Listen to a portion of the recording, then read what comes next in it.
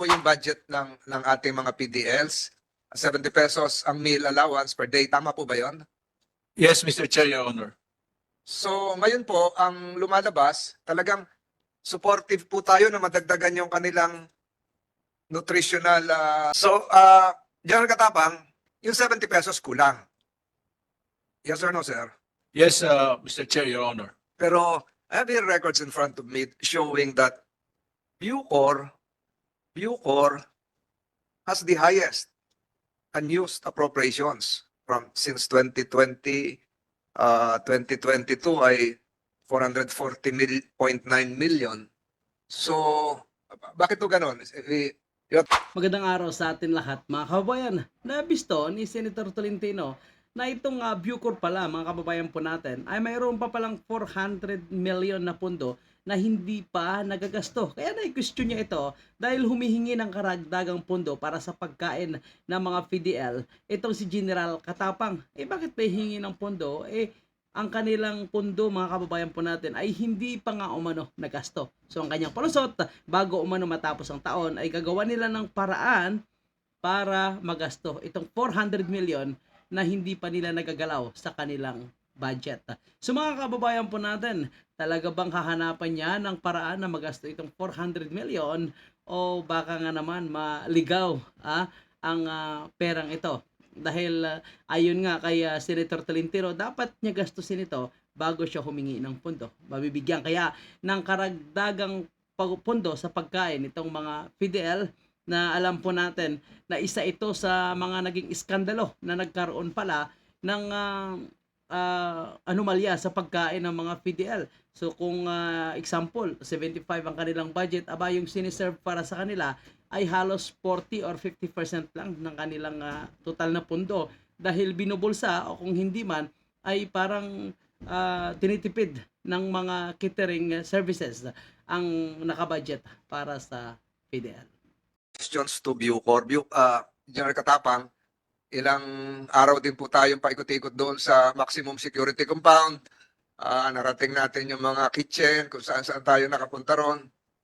Dahil doon sa pagtakas nung si Kataroha, sama natin si General Bato, but it evolved that apparently kulang po yung budget ng ating mga PDLs. 70 pesos ang meal allowance per day. Tama po ba yon? Yes, Mr. Chair, Your Honor. So ngayon po, ang lumalabas, talagang supportive po tayo na madagdagan yung kanilang nutritional. Tinatanong ni Mr. Chairman kung may lunch kayo. Yung mga PDL, 70 pesos yung meal allowance, pero sinisigurado ng committee ito na may lunch kayo dito. So, General Katapang, yung 70 pesos kulang. Yes or no, sir? Yes, Mr. Chair, Your Honor. Pero I have here records in front of me showing that Bucor has the highest unused appropriations since 2020, 2022 ay 440.9 million. So, bakit to ganon? You're attempting to ask Congress to increase your food allowance, pero ang baba ho nung gastos nyo, hindi ho nagagastos ng yung nabibigay sa inyong budget. That's the reason for this.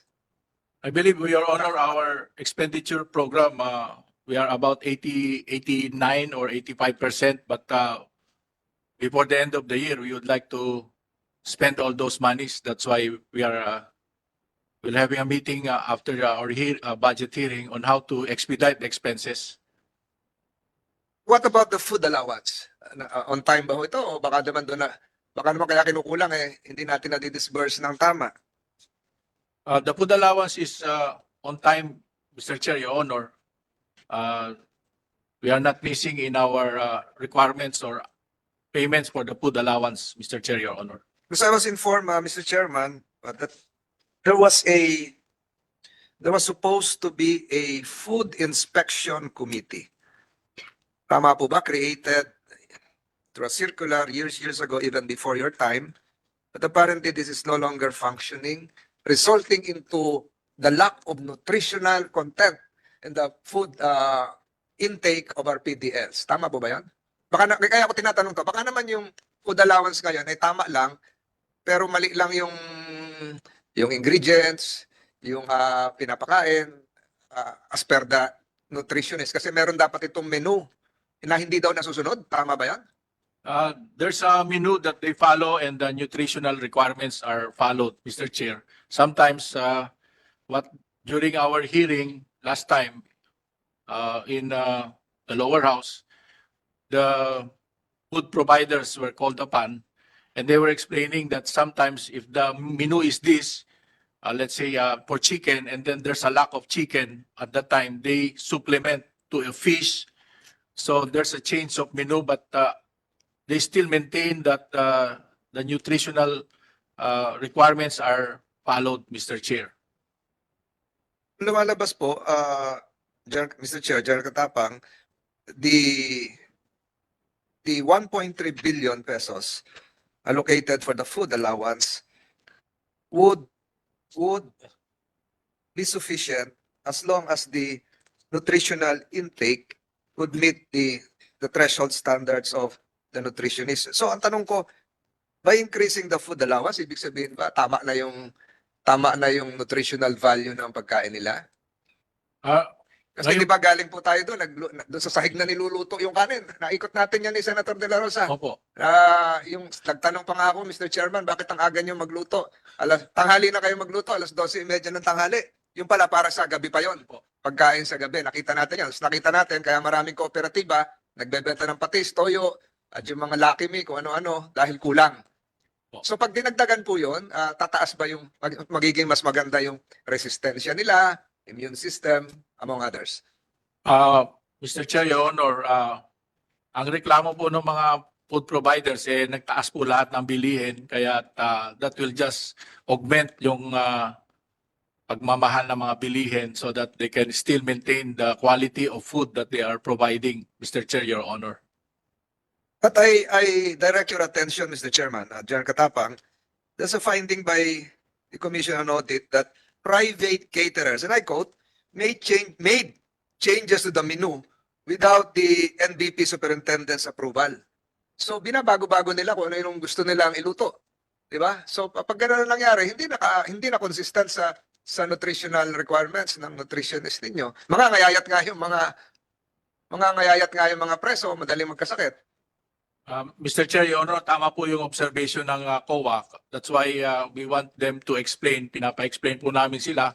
And then that can also be a basis that come next next year na magiging food provider sila, they can be disqualified kasi nga they are violating the regulations that are specified in the contract, Mr. So Chair. kayo po dapat, sir, yung mag-approve noong pagkain, hindi dapat sila. Dapat po, Mr. Chair, kami ang mag-approve ng pagkain. So what would be the ideal food allowance if it is not 70 pesos? Ang pre-propose po namin sa budget is 100.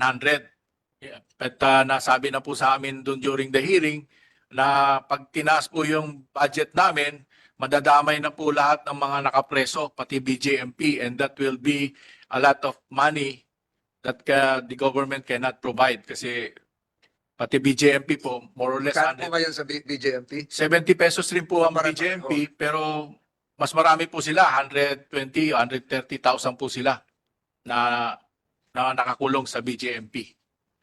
So the recommendation coming from the other chamber is that it should just be maintained at the 70 pesos level. Ang recommendation po yun ng DBM, hindi po na-approve yung aming recommendation na gawin na po ng DBM yung budget namin na 100. Mr. Chair, your chair. Siguro po, nagkakaisa rin kami ni Senator De La Rosa kasi galing din siya doon na itaas yung food allowance. Pero yung lumalabas po dito, mababa yung disbursement rate ninyo and apparently merong pagkukulang din na napapalit-palitan ng mga caterer yung pagkain at their whims and caprices. Siguro kung gusto nilang ito lang ay luto, yun lang siguro isa sa mga internal administrative action that you can do is to reconstitute this food committee or food ano bang tawag doon, sir? FIC? Opo, Mr. Chair, I re-reconstitute ko, Mr. Chair, Your Honor. Siguro at appropriate time, Mr. Chairman, I think we should take into consideration a possible increase of the food allowance for Bucor, especially those with comorbidities. Pwede siguro yun muna. Yes, Mr. Chair, Your Honor. Pero pare-pareho lang yung kinakain nila, di ba? Opo. Hindi nyo naman binubukod yung may mga may sakit. Wala po. Pare-parehas lang po ang pagkain nila, Mr. Chair, Your Honor. Thank you. Thank you for answering that. And siguro last question ko, what is the jail congestion target rate? Ano ibig sabihin po nito? May target rate ba ng kung ilan yung kung dapat 9,000 lang tapos naging 30,000? So ano yun? Opo, kailangan po kasi yung capacity po ng kulungan ngayon, dahil 50 years po tayo hindi naman nagpagawa ng kulungan, 12,000 plus lang po. Pero ngayon, 52,000 ang jail or PDL. So, kaya po ngayon ang pinaka-priority, bukod sa pagdagdag ng pagkain ng mga preso o PDL, ay yung pong magpagawa ng mga kulungan. Mr. Chair, Your Honor. Nakita po natin yan nung pumasyal tayo doon sa Bucor. And going back to the food issue, meron pong sinasabi na pag kayo daw po ay nagkukonduct ng procurement process, it takes you 201 days to finish the procurement. Matagal-tagal po yun. Baka ito po yung dahilan na mababang disbursement rate ninyo. Eh halos mahigit kalahating taon na po yun. Mr. Chair, Your Honor, inabutan ko na lang po yung budget na yan. Kaya talaga po ngayon, ang pagka-approve po nitong budget natin, lahat ng procurement program, ipapaback na natin para mapabidding na po, Mr. Chair, Your Honor. And complying of course with existing auditing requirements. Wala na po akong tanong kay